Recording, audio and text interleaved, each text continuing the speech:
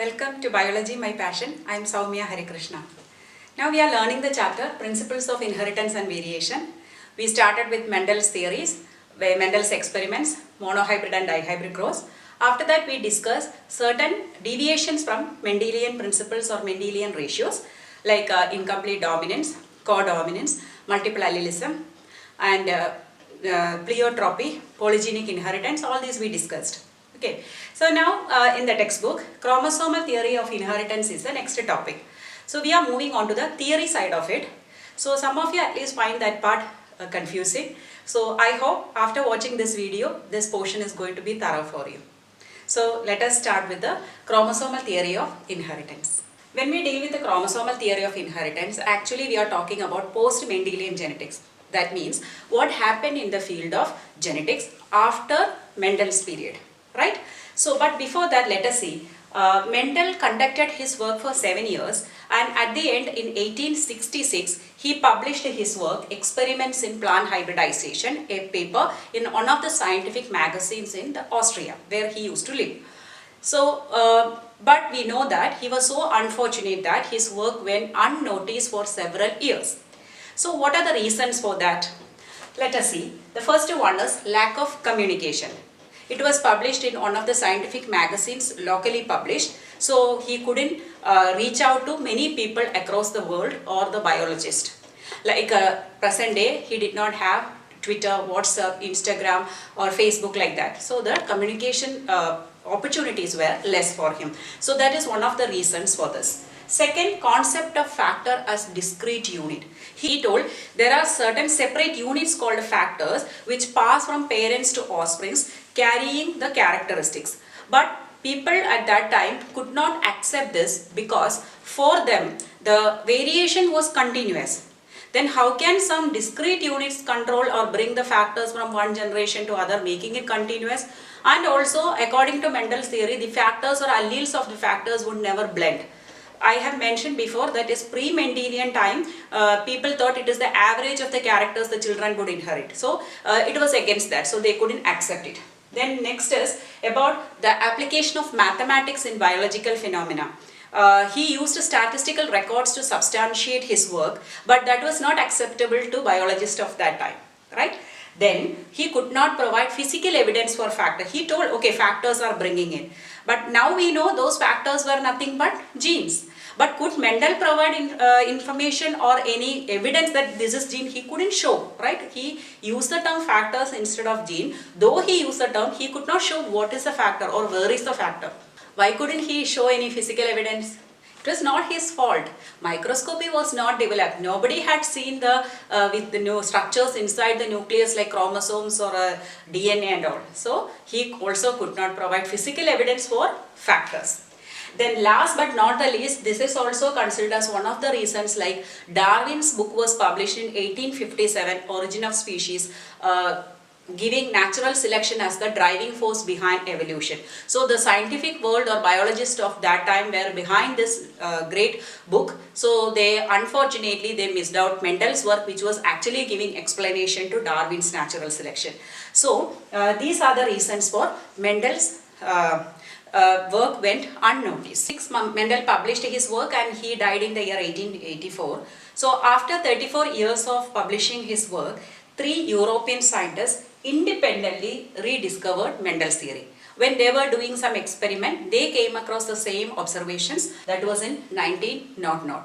These 34 years were significant because during that time microscopy was developing. Many discoveries were made in the field of biology. So when they rediscovered in 1900, they were having more information about cell and what is happening within the cell. Again, scientists of that time, especially the cytologists. Who are cytologists? They are the cell biologists or the scientists who are studying the cell structure and function. So since the microscopes have developed, we could see very small structures within the nucleus. So the cell biologist or cytologist of that time started observing cell division under the microscope. So we know there are 2 types of cell division. First is mitosis, where the chromosome number is retained, that is in the normal cells, whereas meiosis, where the chromosome number becomes half, which happens only in the production of gametes. That is, gametes are always haploid. So a diploid cell should undergo meiosis to produce haploid gametes. The cell biologists could observe that there were some rod-shaped structures forming in the nucleus just prior to cell division, and they are duplicating, and just before the actual cell division these structures were separating also, or they were dividing. So they could see these structures very clearly under microscope once they were stained. So these stained colored bodies were called a chromosome. Chroma means what? Colored, right? So chromosomes. Okay. So later in 1902, two scientists, Walter Sutton and Theodore Boveri, they made their observations and found the meiotic movement of chromosome. That means the pattern of movement of chromosomes during meiosis. Meiosis means what? Reduction division.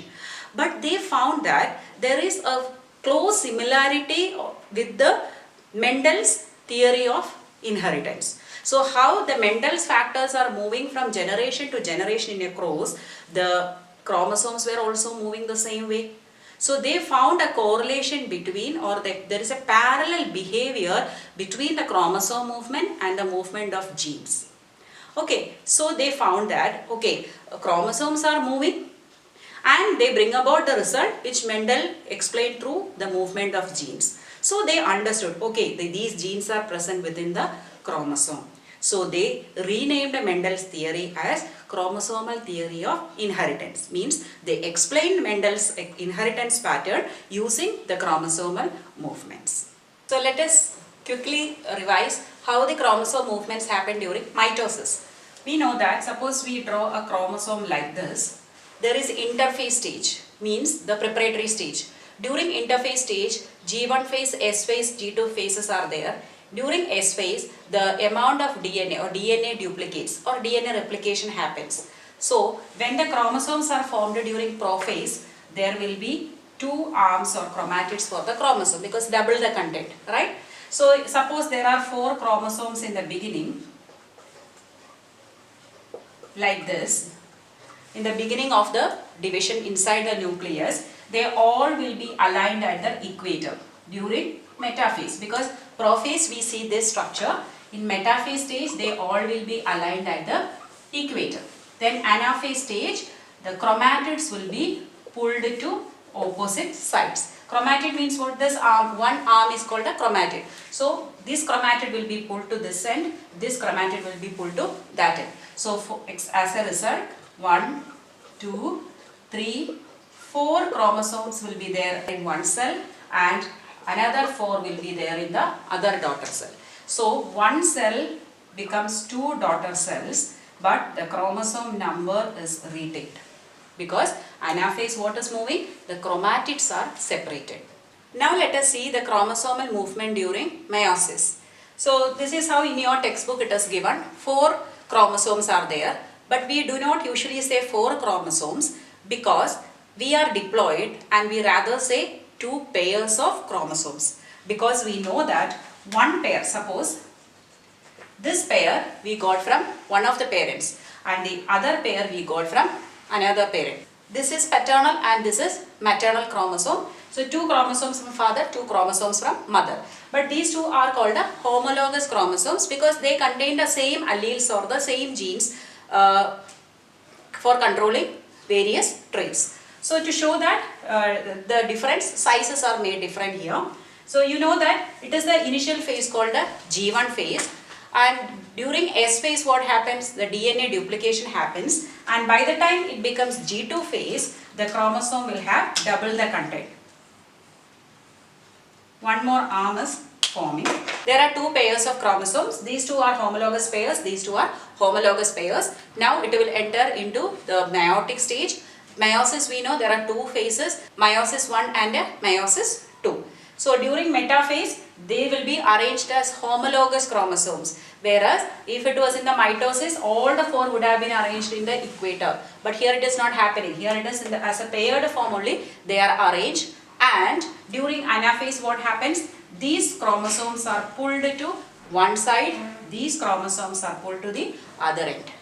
So here what is the difference? Chromatids are not pulled during anaphase 1, but instead homologous chromosomes are pulled. So these two are not getting separated. The entire chromosome is moving. So as a result, what will happen? One end will have 2 chromosomes, the other end or the other daughter cell also will have 2 chromosomes. So by the end of meiosis 1, there are 2 daughter cells forming, each one having half the number of chromosomes, means 2 chromosomes each.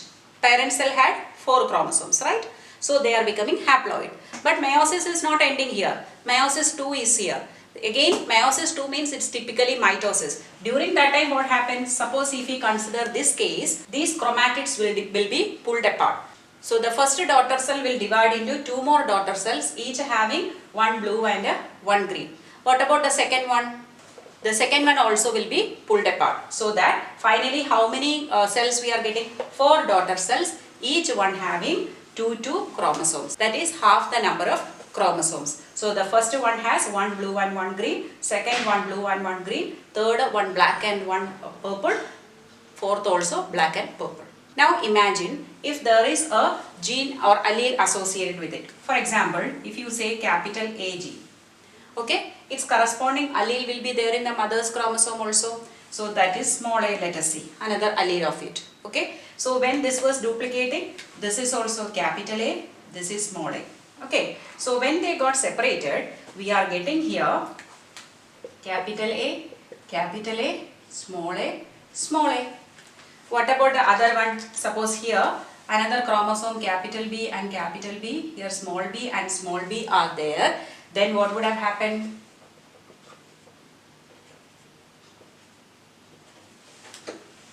That also got separated. So that's why we say there are 2 alleles controlling a character in a cell, but the gametes will have only one of the alleles, either capital A or small a. So which of this will be going to the child? So if this is going, the child will inherit capital A and capital B. If this is going, the child will inherit capital A, capital B. If any of this is going, then small a, small b.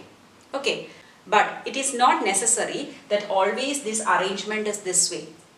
What if the other way? When the chromosomes are coming and arranging themselves, so here, okay, let it be like this, but this is arranging in such a way that the small a is coming here and the purple is going here, right? So in this case we know this is small b, this is capital B, capital B. So if that is the case, the child will be inheriting capital A, small b, or small a, capital B. So each time there is different possibility of the arrangement of the chromosomes. Since here only 2 pairs or total 4 chromosomes, we could see only these 2 possibilities. But imagine in our case 23 pairs of chromosomes are there. They can align in different ways. Probability is very high. So different types of gametes can form with a different combination of alleles in them. Okay, so that just depends upon the way in which the homologous chromosomes are arranged in the equator during meiosis. So we learned how the chromosomes are moving during meiosis and mitosis. So when Sutton and Boveri studied this, they found a parallel behavior between the movements of genes and chromosomes. That genes are factors told by Mendel and chromosomes found out by the cytologist. So we do not know which is gene and chromosome. Let us find out.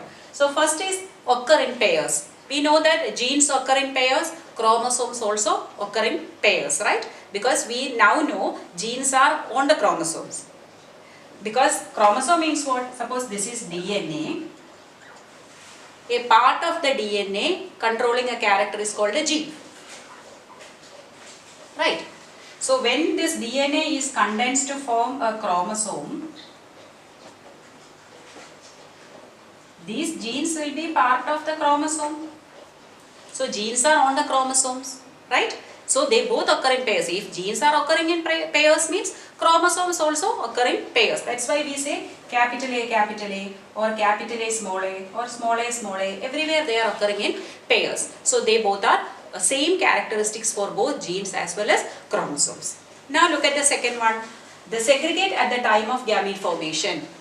So Just now we saw in meiosis how they are segregating at the time of gamete formation. So, suppose capital A, they will segregate in such a way that one gamete will have either of this. But here both are same. But if it is heterozygous, one will be capital A, one will be small a. So, one gamete will have only one allele of a gene. That's what we just now saw in the meiotic movement. Finally, one allele will be received by the gametes. So that is also the same, because one chromatid is received by a daughter cell means what? Only one allele is received. So that is also same for both genes and chromosomes. Now, coming to the third one, there is a slight difference in the sentence statement. Independent pair separate independent of each other, whereas one pair segregate independent of each other. From this, we have to find out which is gene and which is chromosome. Can you find out? So, when we discussed meiosis, we found 4 chromosomes, that is 2 pairs.